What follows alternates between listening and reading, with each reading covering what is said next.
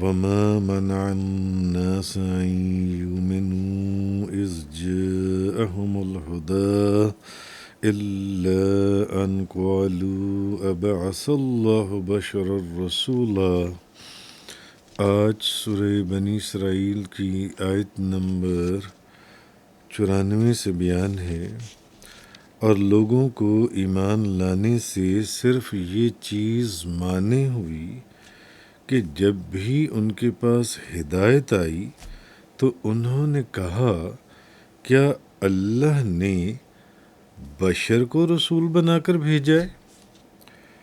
قُلْ لَوْ كَانَ فِي الْأَرْضِ مَلَائِكَةٌ يَمْشُونَ مُطْمَئِنِّينَ لَنَزَّلْنَا عَلَيْهِمْ مِنَ السَّمَاءِ مَلَكًا رَسُولًا۔ آپ کہیے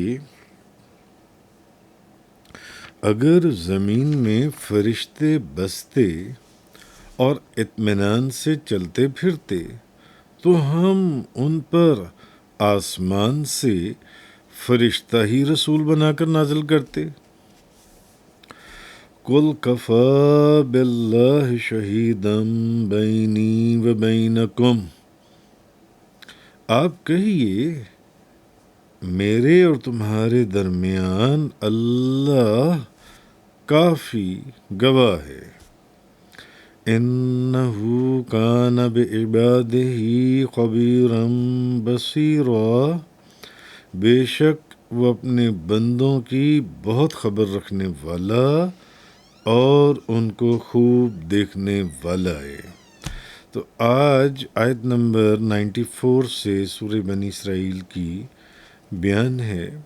پچھلی آیات میں اگر آپ کو یاد ہو، جو پچھلی چند آیات گزری، اس میں اللہ تعالیٰ نے کافروں کے اس شبے کا ذکر کیا تھا کہ کفار جب بیت اللہ شریف میں نبی کریم صلی اللہ علیہ وسلم کو بٹھا کر تو معاذ اللہ حضور کا مذاق اڑا رہے تھے اور بیہودہ باتیں کر رہے تھے کہ آپ یہاں پر ایک میدان بنا دیں، پہاڑوں کو ہٹا دیں، راتوں رات یہاں پہ دریا اور نہریں جاری کر دیں اور سونے کے محلات بنا لیں تو ہم تب ایمان لائیں گے، یا پھر آپ اللہ کو ہمارے سامنے حاضر کر دیں، کسی فرشتے کو سیڑھی کے اوپر سے نیچے اتاریں، فرشتے کو ہمارے سامنے حاضر کر دیں، ہم پھر ایمان لائیں گے، یا ایک سیڑھی لگا کر اور آپ اوپر چلے جائیں اور ایک کتاب لے کر آئیں فرشتہ۔ یعنی یہ پچھلے چند آیات کے بیان میں یہ باتیں گزری تھیں، یہ تفسیر کا بیان ہوا تھا۔ تو اس میں انہوں نے یہ بھی کہا کہ اگر نبی کریم صلی اللہ علیہ وسلم کے ساتھ کوئی فرشتہ آتا جو آپ سرکار کی تصدیق کرتا تو ہم آپ کو آپ کا نبی ہونا ہم تسلیم کر لیتے، آپ کی نبوت کا اقرار کر لیتے۔ تو اللہ تبارک و تعالیٰ نے اب یہاں وہاں تو جو جواب دیا، اب یہاں آگے یہ فرمایا کہ چلو فرض کر لو کہ فرشتوں کو اگر تو تم اس بات کے اوپر نبی ماننا چاہتے ہو کہ فرشتہ تمہارے سامنے کوئی معجزہ ظاہر کرے گا یا اس کے آنے سے کوئی معجزہ ظاہر ہو جائے گا، تو میرے محبوب نے، نبی کریم صلی اللہ علیہ وسلم نے، آپ نے تو کئی معجزات عطا فرما دیے اور تم لوگوں کو دکھا دیے جو ان سے، تو حضور نے تو اپنی نبوت کے اوپر معجزہ پیش کر دیا، اور سب سے معجزہ بڑا قرآن کریم کا جو نازل ہوا اور آپ کو دکھایا گیا، جس کی نظیر اور مثل آج تک نہ کوئی اس کے برابر، نہ کوئی اس کی 10 صورتوں کے برابر، نہ کوئی ایک صورت کے برابر، ایون کوئی ایک آیت کے برابر بھی آج تک نہ اس کی کوئی مثل لا سکا، نہ حضور کے زمانے میں، نہ حضور کے پردہ فرمانے کے بعد آج تک، اور نہ آئندہ کوئی لا سکے گا۔ تو پھر آپ صلی اللہ علیہ وسلم کو ہی اگر معجزے کوئی حجت مان رہے ہو کہ فرشتہ معجزہ دکھائے، فرشتے سے معجزہ تو بھئی معجزہ تو پھر آپ نے بھی تو حجت تمام کر دی، تو پھر ایمان لے آؤ نا، میرے محبوب کے اوپر ایمان لے آؤ۔ اچھا، دوسری بات یہ ہے، ایک بات اور بھی یہ کہی اللہ تبارک و تعالیٰ نے ان آیات کے اندر کہ اگر روئے زمین میں رہنے والے، بھئی زمین پر تو انسان رہتے ہیں یا کہ فرشتے رہتے ہیں، روئے زمین کے اوپر رہنے والے اگر فرشتے ہوتے تو پھر تو چلو سمجھ آتا تھا کہ فرشتوں کے اندر فرشتے کو ہی رسول بنا کر بھیجا جاتا، کیونکہ ہر جنس اپنی جنس کے ساتھ مانوس ہوتی ہے اور اس کی بات کو زیادہ سمجھتی ہے۔ تو اگر تو زمین کے اوپر سارے فرشتے ہوتے تو پھر تو ہم فرشتے کو ہی رسول بنا کر بھیجتے۔ تو جب زمین پر رہنے والے انسان اور بشر ہیں تو پھر زمین پر بھی نبی اور رسول کے لیے کسی انسان یا بشر ہی کو منتخب کیا جانا زیادہ مناسب تھا، اس لیے نبی کریم صلی اللہ علیہ وسلم ایک جواب یہ دیا۔ تیسری بات یہ کہ بے شک اللہ تبارک و تعالیٰ نے کیا فرمایا کہ وہ اپنے بندوں کی خبر رکھنے والا ہے اور ان کو دیکھنے والا ہے، یعنی وہ ان کے ظاہر اور باطن کو جانتا ہے اور ان کے دلوں کے احوال کو بھی جانتا ہے۔ جیسے وہاں پر وہ کافر جب بیت اللہ شریف کے اندر حضور کے سامنے بیٹھ کر وہ سب بیہودہ باتیں اور بیہودہ بکواس کر رہے تھے کہ آپ ایسا کریں، ایسا کریں، ایسا کریں، ایسا کریں، تو بلکہ اس میں ایک شخص نے یہ بھی کہا کہ اچھا اگر آپ یہ بھی کر دیں تو میں پھر بھی ایمان نہیں لے کر آؤں گا۔ یعنی اصل مقصد ان کا صرف آپ کو تکلیف دینا تھا اور ان کی ہٹ دھرمی تھی اور اپنی نافرمانی اور سرکشی کے اوپر قائم رہنا تھا، نہ کہ وہ یہ معجزات فقط ایمان لانے کے لیے طلب کر رہے تھے۔ اس لیے بھی ایک وجہ یہ تھی کہ ان کو معجزات نہیں دکھائے گئے، اور یہاں پر پھر وہی بات بتائی گئی کہ یہ فقط ان کے حسد کی وجہ سے تھا، نافرمانی کی وجہ سے تھا، سرکشی کی وجہ سے تھا، اس لیے نہیں تھا، یہ ان لوگوں میں سے نہیں تھے جو کہ معجزہ دیکھ کر ایمان لے آئیں گے۔ تو جنہوں نے معجزہ دیکھ کر ایمان لانا تھا وہ لا چکے۔ تو یہ ساری ان کی شرارت ہے جون سی ہے۔ آگے آیت نمبر 97 کے اندر فرمایا گیا وَمَن يَهْدِ اللَّهُ فَهُوَ الْمُهْتَدِ، اور جس کو اللہ ہدایت دے سو وہی ہدایت یافتہ ہے۔ وَمَن يُضْلِلْ فَلَن تَجِدَ لَهُمْ أَوْلِيَاءَ مِن دُونِي، اور جن کو وہ گمراہ کر دے تو ان کے لیے آپ اللہ کے سوا کوئی اور مددگار نہیں پائیں گے۔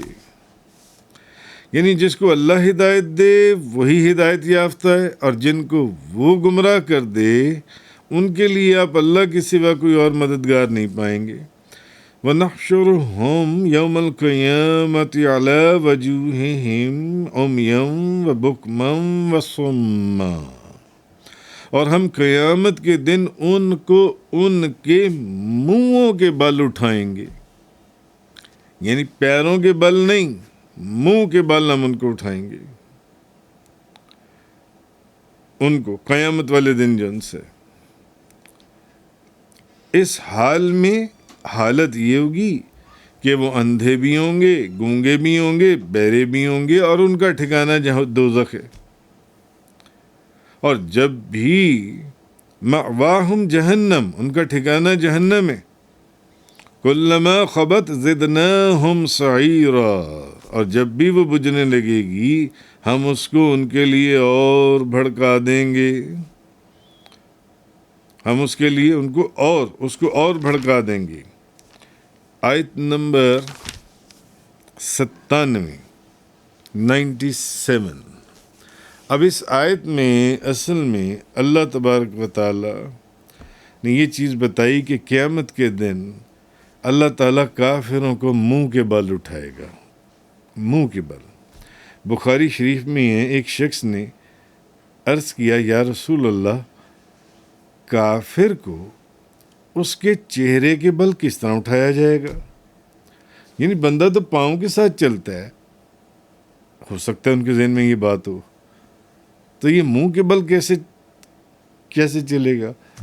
تو ارشاد فرمایا وہ رب جس نے، نبی کریم صلی اللہ علیہ وسلم نے فرمایا وہ رب جس نے اسے دنیا میں 2 قدموں کے اوپر چلایا کیا وہ اس بات پر قادر نہیں ہے کہ وہ قیامت والے دن اس کو چہرے کے بل چلائے؟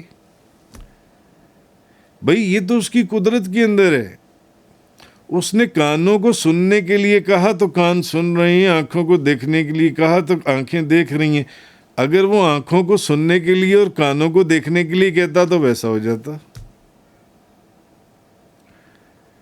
تو اس شخص نے حضور سے پوچھا، اس نے کہا یا رسول اللہ، کافر کو اس کے چہرے کے بل کس طرح اٹھایا جائے گا؟ تو حضور نے فرمایا، وہ رب جس نے دنیا میں سے دو قدموں کے اوپر چلایا، کیا وہ اس بات پر قادر نہیں ہے کہ قیامت والے دن اس کو چہرے کے بل چلائے؟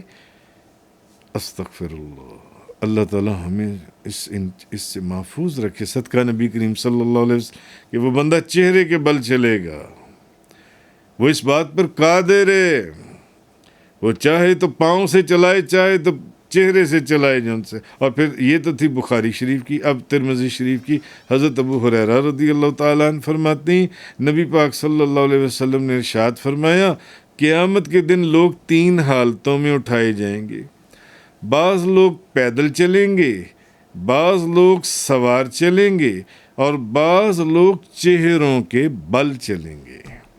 یعنی بعض تو پیدل چلیں گے پاؤں کے اوپر، بعض سواریوں کے اوپر چلیں گے قیامت والے دن، اور بعض ایسے ہوں گے جو چہروں کے بل چلیں گے. چہروں کے بل، پھر وہی بات آ گئی اس حدیث میں بھی. عرض کیا گیا یا رسول اللہ، چہروں کے بل کیسے چلیں گے؟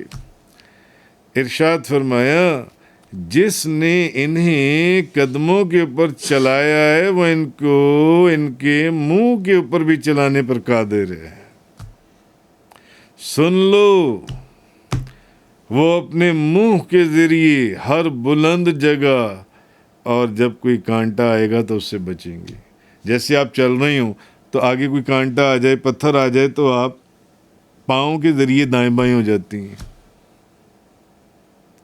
اسی طرح حدیث میں یعنی حضور نے فرمایا کہ وہ اپنے منہ کے ذریعے ہر بلند جگہ اور کانٹے سے بچیں گے. نبی کریم صلی اللہ علیہ وسلم نے فرمایا. یعنی یہ لوگ جس طرح دنیا میں، اصل چیز یہ ہے کہ یہ جو اللہ پاک نے فرمایا کہ وَنَحْشُرُهُمْ يَوْمَ الْقِيَامَةِ عَلَىٰ وَجُوهِهِمْ عُمْيًا وَبُكْمًا وَصُمًّا، یعنی منہ کے بل تو اٹھائے جائیں گے، اور اس حالت میں کہ اندھے بھی ہوں گے، گونگے بھی ہوں گے، اور بہرے بھی ہوں گے. ان کا ٹھکانہ ہے جہنم. یعنی یہ لوگ جس طرح دنیا میں، اب یہ اندھے کیسے ہوں گے، گونگے کیسے ہوں گے، بہرے کیسے ہوں گے؟ یعنی یہ وہ لوگ ہیں جو دنیا میں حق دیکھنے کی بصیرت نہیں رکھتے تھے. یہ حق کو سمجھ ہی نہ سکے، حق کو دیکھ ہی نہ سکے، حق بات بول ہی نہیں سکتے تھے، حق بات سننے سے بھی بہرے تھے دنیا کے اندر. اسی طرح آخرت میں بھی یہ اس چیز کو دیکھنے سے اندھے ہوں گے، ہر وہ چیز جو ان کی آنکھوں کو ٹھنڈا کرے. یہ اس چیز کو بولنے سے گونگے ہوں گے، بول ہی نہیں سکیں گے، ہر وہ چیز جو اس دن ان کی طرف سے قبول کر لی جائے. یہ بولنے کے قابل ہی نہیں رہیں گے، ہم ان کو بولنے کے قابل ہی نہیں چھوڑیں گے. یہ بول ہی نہیں پائیں گے کہ کوئی ایسی بات بولیں جو قبول کی جائے، کوئی ایسی بات دیکھیں جو ان کی آنکھوں کو ٹھنڈک پہنچائے. نہیں، ایسا نہیں ہوگا. یہ کوئی ایسی بات نہیں سن سکیں گے قیامت والے دن جو ان کو سکون پہنچائے. نہیں، اس چیز کو بھی فرمایا گیا کہ یہ اس دن اندھے ہوں گے، گونگے ہوں گے اور بہرے ہوں گے. ان کا ٹھکانہ جہنم میں. جب کبھی اس کی آگ بجھنے لگے گی تو ہم اسے اور بھڑکا دیں گے، ہم اسے اور بھڑکا دیں گے. یہ چیز اس آیہ کریمہ کے اندر فرمائی گئی. اچھا، اب ایک چیز، یہ تو بات ہو گئی، قیامت والے دن کافر اندھے بھی ہوں گے، گونگے بھی ہوں گے اور بہرے بھی ہوں گے. یہ آ گیا اس آیت کے اندر. مگر قرآن پاک کے اندر بعض دوسری آیات سے ہمیں یہ بھی معلوم ہوتا ہے کہ قیامت کے دن یہ لوگ دیکھیں گے بھی، بولیں گے بھی اور سنیں گے بھی. تو پھر یہاں اس آیت میں کیوں فرمایا کہ بھئی قیامت والے دن یہ اندھے بھی ہوں گے، گونگے بھی ہوں گے اور بہرے بھی ہوں گے، جبکہ قرآن کے مختلف مقامات کے اوپر یہ چیز آتی ہے کہ یہ دیکھیں گے بھی، بات بھی کریں گے، سنیں گے بھی، بولیں گے بھی. جیسے کہ سورۃ الکہف، ورأى المجرمون النار فظنوا أنهم مواقعها ولم يجدوا عنها مصرفا. اور جو مجرمین دوزخ کو دیکھیں گے، دوزخ کو دیکھیں گے تو وہ یہ گمان کریں گے کہ وہ اس میں جھونکے جانے والے ہیں اور اس سے بچنے کی کوئی جگہ نہیں ان کو ملے گی. اس کا مطلب ہے قرآن کی ایک آیت یہ بھی کہہ رہی ہے کہ یہ دیکھیں گے، جبکہ جس آیت کا یہاں بیان ہو رہا ہے سورہ بنی اسرائیل کی آیت نمبر 97، جس میں کہا گیا نہیں یہ تو اس دن گونگے ہوں گے، اندھے ہوں گے اور بہرے ہوں گے. اسی طرح قرآن کریم کے اندر سورۃ الفرقان میں اذا رأتهم من مکان بعید سمعوا لها تغیظا وزفیرا. اور جب دوزخ انہیں دور سے دیکھے گی تو وہ اس کا غصے سے بھپرنا اور چنگاڑنا سنیں گے. اب اس آیت سے یہ پتہ چلا یہ دیکھیں گے، اس آیت سے یہ پتہ چلا یہ سنیں گے.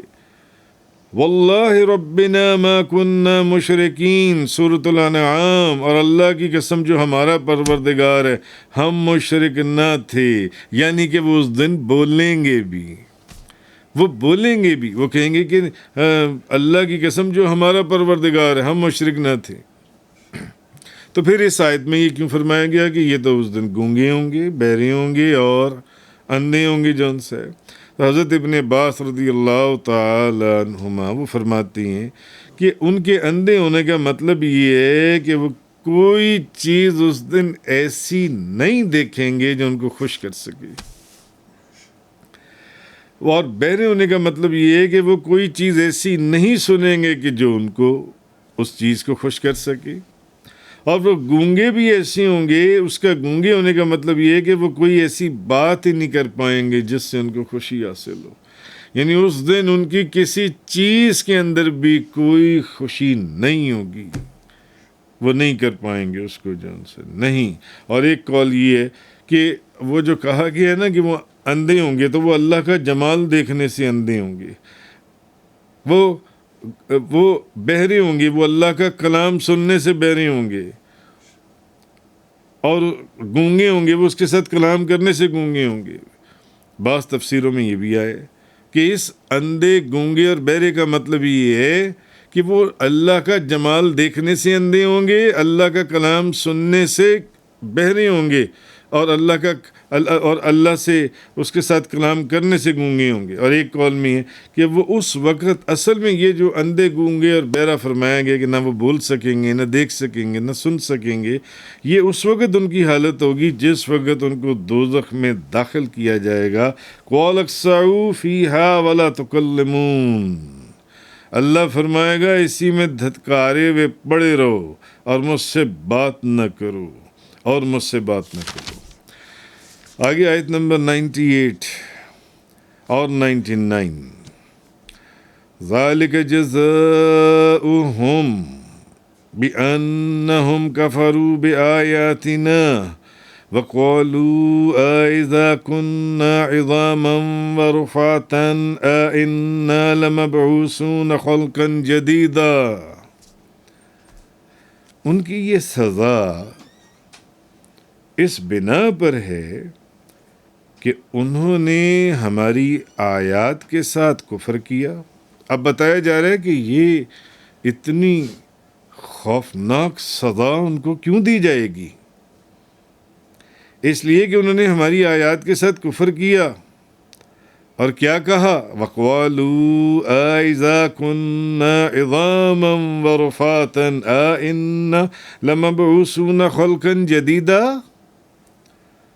اور کہا کہ جب ہم ہڈیاں اور ریزہ ریزہ ہو جائیں گے تو کیا واقعی ہم اثر نو پیدا کر کے ضرور اٹھائے جائیں گے؟ انہوں نے یہ کہا. اس وجہ سے یہ خوفناک سزا ان کو دی جائے گی.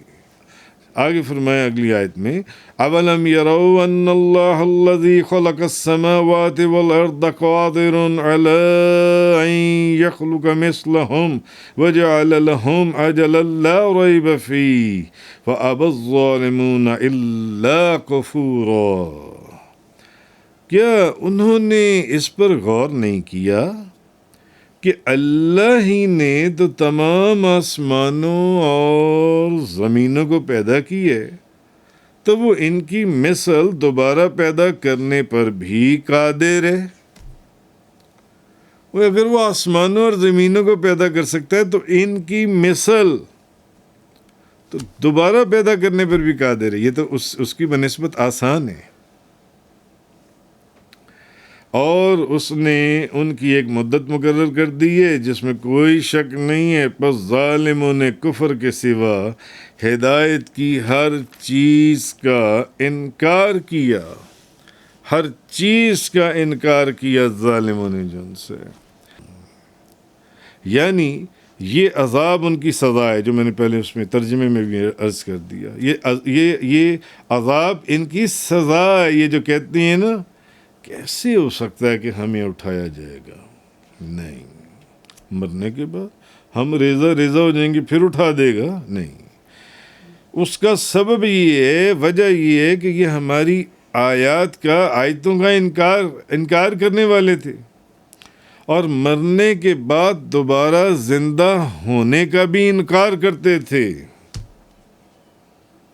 یہ جس سزا کا پیچھے ذکر گزرا، قیامت والے دن منہوں کے بل چلیں گے اس حالت میں کہ کانوں سے بہرے، آنکھوں سے اندھے اور زبان سے گونگے ہوں گے۔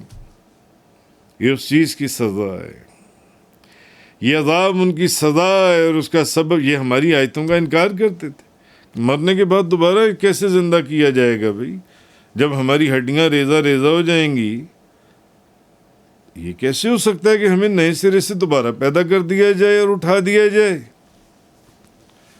اولم يروا ان اللہ الذی خلق السماوات والارض قادر علی ان يخلق مثلهم وجعل لهم اجلا لا ریب فیہ فابى الظالمون الا کفورا۔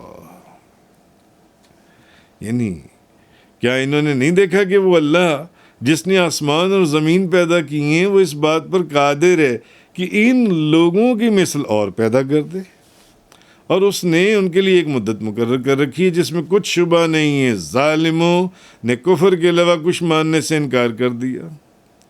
اب آگے یہ فرمایا کہ کیا ان کافروں نے نہیں دیکھا کہ وہ اللہ جس نے کسی سابقہ مادے کے بغیر آسمانوں اور زمینوں جیسی عظیم مخلوق پیدا کر دی، کیا یہ نہیں دیکھتے بھئی پہلے اس کا کوئی مادہ موجود تھا، اس کی کوئی فاؤنڈیشن موجود تھی،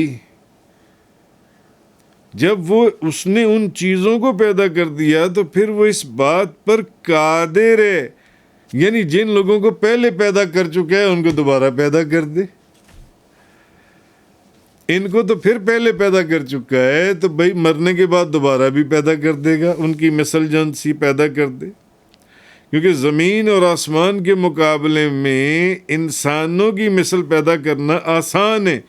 بھئی انسان کا تو یہ بات کر رہے ہیں نا کہ مرنے کے بعد دوبارہ کیسے زندہ ہوگا۔ انسان کو تو پہلے بھی وہ پیدا کر چکا ہے، تو مرنے کے بعد دوبارہ زندہ نہیں کر سکتا، دوبارہ نہیں بنا سکتا۔ جبکہ زمین اور آسمان جس کا پہلے مادہ ہی موجود نہیں تھا، انسان کو تو پہلے پیدا کر چکا ہے، جب اس کو مرنے کے بعد دوبارہ پیدا کر سکتا ہے، دوبارہ زندہ کر سکتا ہے، تو زمین اور آسمان کا تو پہلے مادہ ہی نہیں تھا جن سے۔ تو زمین اور آسمان کے مقابلے میں انسانوں کی مثل پیدا کرنا آسان ہے، تو جب وہ انسانوں کی مثل پیدا کرنے پر قادر ہے تو پھر وہ انہیں دوبارہ زندہ کرنے پر بھی قادر ہے اللہ تبارک و تعالی۔ تو اس نے ان کے مرنے، دوبارہ زندہ کیے جانے اور عذاب کے لیے ایک مدت مقرر کر رکھی ہے، کوئی شبے کی بات نہیں ہے، ان قریب وہ مدت آنے والی ہے۔ اور جب ان کے سامنے اللہ کی وحدانیت، صرف اسی کی عبادت کرنے اور قیامت کے دن جزا کے لیے دوبارہ زندہ کیے جانے کی بات رکھی جاتی ہے یا رکھ دی گئی، تو یہ جو ظالم ہیں، جو کفر کرتے ہیں، کفر کے علاوہ کچھ ماننے سے انہوں نے انکار کر دیا، وہ اس بات کو نہیں مانتے۔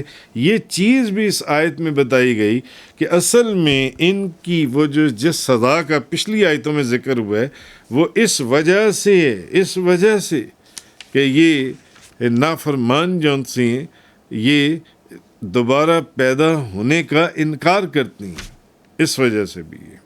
تفسیر قرآن کا یہ لیکچر انگلش میں سننے کے لیے براہ کرم ڈسکرپشن میں موجود لنک پر کلک کریں۔